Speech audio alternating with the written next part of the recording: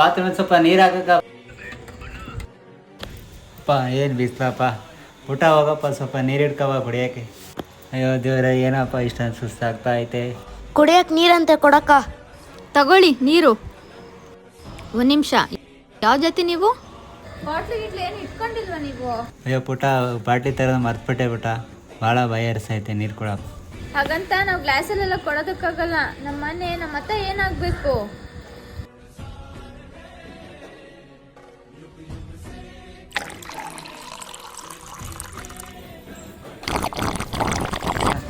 ಆಯ್ತು ಕೆಲಸ ಪುಟ.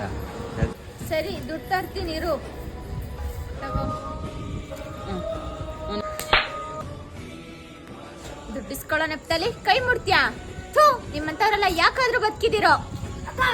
ನಾನು ಅವಾಗ್ಲಿಂದ ನೋಡ್ತಾ ಇದ್ದೀನಿ. ಅವ್ರೇನ್ ಮನುಷ್ಯರು ಪ್ರಾಣಿಗಳು ಅಕ್ಕ? ಹೋಟ್ಲೆ ಹೋಗ್ಬಿಟ್ಟು ತಿಂದ್ಯಾ ಅಲ್ವಾ? ಅವ್ರದ್ದು ಯಾವ ಜಾತಿ ಅಂತ ಕೇಳ್ತೀಯ? ಪಾರ್ಲರ್ಗೆ ಹೋಗ್ಬಿಟ್ಟು ನೀನ್ ಬ್ಯೂಟಿ ಮಾಡ್ಕೊಂತಿಯಲ್ಲ, ಅವ್ರದ್ದು ಯಾವ ಜಾತಿ ಅಂತ ಕೇಳ್ತೀಯ? ಯಾವುದು ಬೇಡ, ನಿನಗೆ ರಕ್ತ ಕೊಡ್ಬೇಕು. ಇಂದವ್ರು ಯಾರೋ ರಕ್ತ ಕೊಟ್ಟಿರ್ತಾರೆ, ರಕ್ತ ಇಸ್ಕೊಂತೀಯೋ ಅಥವಾ ಪ್ರಾಣನೇ ಬಿಡ್ತೀಯೋ? ಮೊದಲು ಜಾತಿ ಜಾತಿ ಅನ್ನೋದನ್ನ ಬಿಡ್ರಿ, ಮನುಷ್ಯರಾಗುವಕ್ಕ ಮಾನವೀಯತೆಯಿಂದ ಇರ್ರಿ. ಕ್ಷಮಿಸಿ. ಕುಡಿಯೋ ನೀರಿಗೆ, ಸೇವಿಸೋ ಗಾಳಿಗೆ ಜಾತಿ ಇಲ್ಲ ಅಂತ ಅಂದಮೇಲೆ ಮನುಷ್ಯಂಗೆ ಯಾಕೆ ಜಾತಿ? ಮನುಷ್ಯನ ವ್ಯಕ್ತಿತ್ವದಿಂದ ಗುರುತಿಸ್ಬೇಕೇ ಹೊರತು ಜಾತಿಯಿಂದ ಅಲ್ಲ.